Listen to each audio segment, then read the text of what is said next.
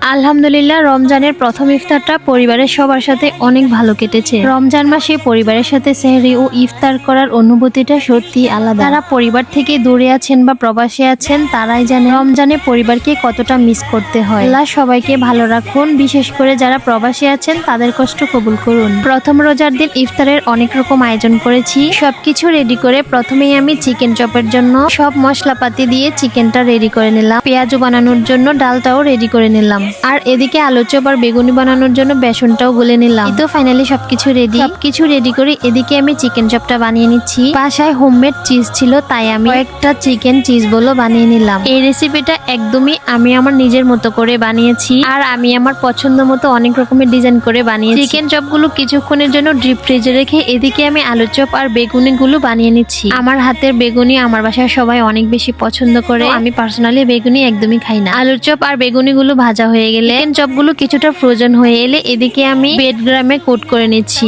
আমার বাসায় পুরো ইফতার বানানোর দায়িত্বটা আমার উপরে, আর আমার ছোট বোনের শরবত বানানো থেকে শুরু করে সালাদ কাটা বাকি কাজগুলো ওই করে থাকে। তারপর এদিকে আমি চিকেন বল আর চিকেন চপগুলো ভেজে নিলাম। এই তো ফাইনালি আমাদের সবগুলো ইফতার বানানো একদমই রেডি। এই তো আজানের ধ্বনি ভেসে উঠতে আমরা বিসমিল্লাহ বলে খেজুর দিয়ে ইফতার শুরু করলাম। তারপর এক গ্লাস ঠান্ডা শরবত পান করলাম। সারাদিন রোজা রাখার পর ইফতারের সেই প্রথম চুমুক শরবত যেন হৃদয়ে এক অনন্য প্রশান্তি এনে দেয়। তখন সত্যি মনে হয় ইসলাম কতটা শান্তি ও সৌন্দর্যের ধর্ম। আসলে পরিবারের সবাই একসাথে ইফতার করার অনুভূতিটা একদমই আলাদা। তারপর এই তো আমি আমার পছন্দের আইটেম গুলো দিয়ে ইফতার করছি। এখানে চিকেন চাপ আর চিকেন বল গুলো দেখে মনে হচ্ছে পড়ে গিয়েছে। এটার উপর ব্রেড গাম দেওয়ার কারণে এটা একটু হালকা লালচে হয়ে যায় ভাজার পর। এখানে বোট মুড়ি সবকিছু দিয়ে একসাথে মাখানো হচ্ছে। আমরা এভাবে মাখিয়ে খেতে অনেক বেশি পছন্দ করি। আলহামদুলিল্লাহ, প্রথম দিনের রোজাটা অনেক ভালো কেটেছে।